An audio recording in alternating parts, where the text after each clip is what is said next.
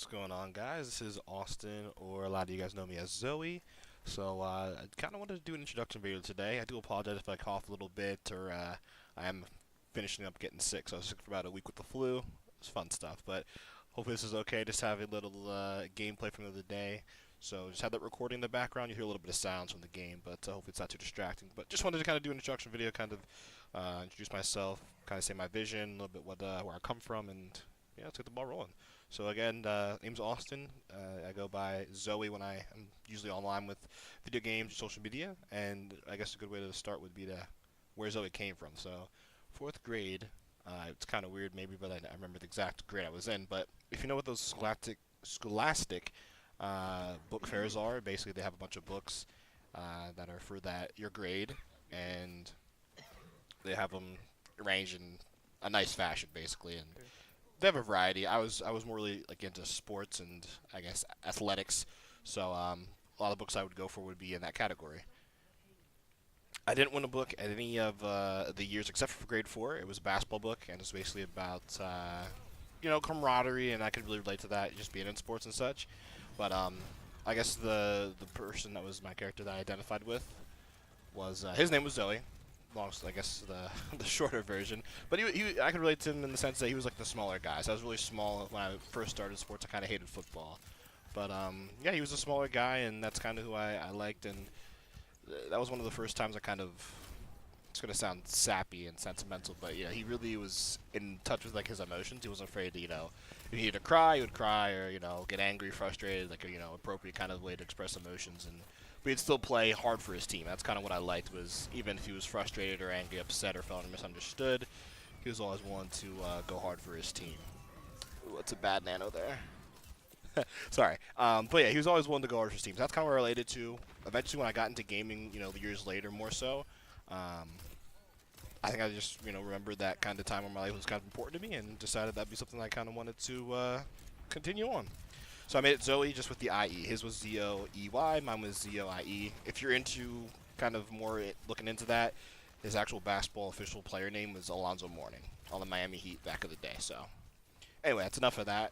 So that's kind of where I come from with the Zoe name. I wasn't really into video games too terribly much, but a lot of my friends had them. So every once in a while, if I'd go over, it was something to do. And I remember like Frogger, Crash Bandicoot kind of being, me being a '90s baby. I should probably introduce that as well. I was born in 1994, so I'm 24 years old. But yeah, being a '90s baby, Frogger, Crash Bandicoot, Spyro were like the games. So those were kind of what started me off, I guess, in video games. They were pretty fun. Hopping across the street with Frogger, racing and crashing people into the wall with Crash Bandicoot. Um, we never really, I mean, we eventually did, but we never really had our own. So it would be once in a while with friends. And trying to think where I was going with this, to be honest. I get to rambling, I lose my train of thought. Either way, that's how video games started for me.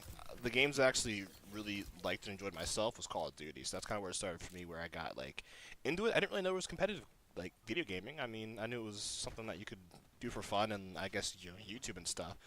Um, so me being new to it at that time, I was probably maybe 16ish, 17, 16. Um, I came across Austin Pomage, and I think part of it may be again a little sappy, but his name was Austin, and Austin wasn't like a too terribly common name, but it was kind of cool in that sense. And also, he was just very good at what he did, and he wasn't cocky. Like again, personality and characteristics traits is like big to me. So he wasn't a cocky dude. He did what he needed to do to get the job done, and he did it well. So, just followed him for several years, and just his expertise and what he does, and again his attitude is kind of what draw me to kind of want to do it more. So when I say do it more is like play video games, get myself better. I was bad. I didn't really get much experience when I was younger, and that's what a lot of people do is when they're coming into being a teen. They got if they do want to play video games, kind of in that sense competitively, they do it then. So me being that age, 16, 17, didn't have the experience. I had to work really hard to kind of get decent, and I would just remember the long late nights grinding and just do my best. I wanted to be the people that I did meet. I just I wanted to be like them in a sense. Like obviously you want to be like the superstars, but I know I'm rambling, but then hopefully this isn't an awful introduction. But you know, that's kind of where I was coming from. I wasn't that great, and I wanted to get better, so I would practice tirelessly and that many hours to get where I wanted to be. So that's kind of like where the roots of everything kind of started. Um, yeah, just watching those guys and seeing what they do, and kind of wanted to be a leader and a good person. You know, I think once you start getting good at something, or when you become, whether it's admirable or you just start having, you know, positive things that people like to see, you kind of have an obligation even before that point, but just especially when you have people like around you that, you know, play with you through the day, and whether it's watch your content or just share those memories with you, you know, treat them right, treat them like a good person. So that's kind of also why I wanted to do that, is I wanted to make sure that the people that I was around experiencing these things with were getting treated well, and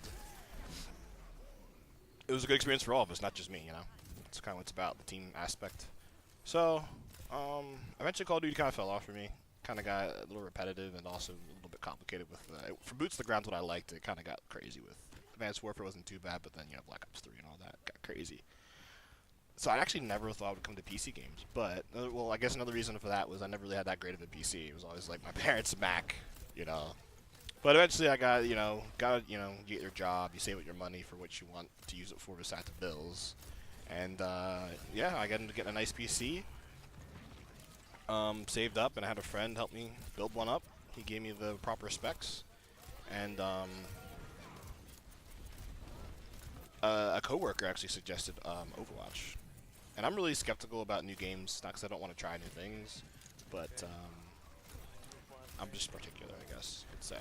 So, got into Overwatch, gave it a try, liked it a lot, and it just was something that, again, it was like a Call of Duty thing. I kind of get obsessed with it. Like, not obsessed with the game, like playing, and like, it's like I feel like I can't play if I'm not playing. I'm like, I'm lost and insecure, nothing like that. But just when I play something and I, you know, put in the hours, you don't want to play and put in the hours just to be mediocre. I want to be great, you know. So, kind of what I did, and I started grinding the game a little bit more, and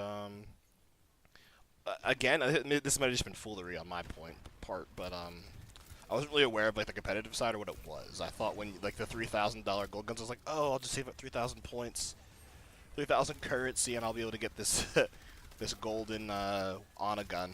And originally it wasn't even Ana. It was actually originally I was like using Widow. It kind of brought back the memories of Call of Duty, but she wasn't really my thing. It was hard.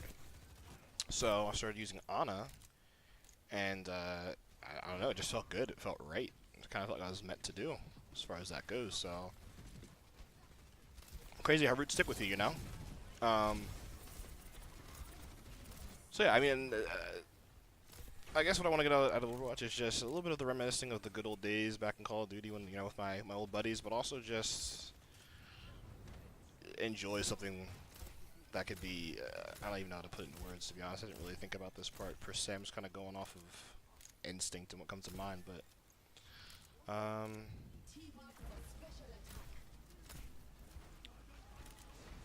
I think it's more so like the memories you make and like how you treat someone. Like a lot of people come online and it's an escape from maybe not the best reality, or just, you know, you get to be a superhero. Like this Winston here, you get to be a freaking monkey that zaps people to death, like a police officer tasering people, resisting arrest, you know, something like that. You know, you just get to be something else. Something, you know, maybe you don't feel great, but you get to be something great here.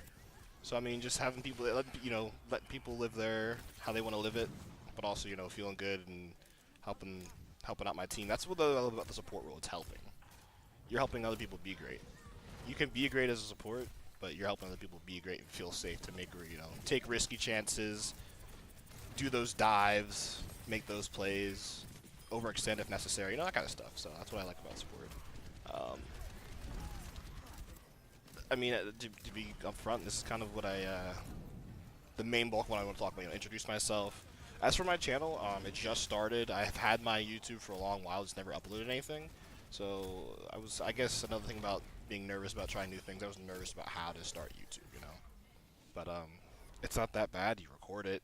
I want to learn how to edit eventually, so that'll be something that hopefully I'll be able to spoil myself, and whoever decides to follow me on this little journey here will get to have some edited stuff and not just straight recording. But I think another big thing about recording that I would like to see, and I'm not sure if it's really big on Overwatch or if it's just not something Overwatch does, but one thing I really remember that really drew me to Call of Duty outside of the game itself was the montages, the team tages, the introduction tages, the the dual tages, whatever you wanted to do with you and your friends. That was sick. I mean, that's like a time slot in history where you just get to you know almost represent who you are and what you're doing, and you get to like show for your work. You put in the hours, and it's something I remember my coaches saying, and just kind of reiterating to us, is that people that come out to see our football games at that time, they don't necessarily get to always see the behind the scenes work we put in, the diets that we have to eat, whether it's to lose weight or just to be healthy.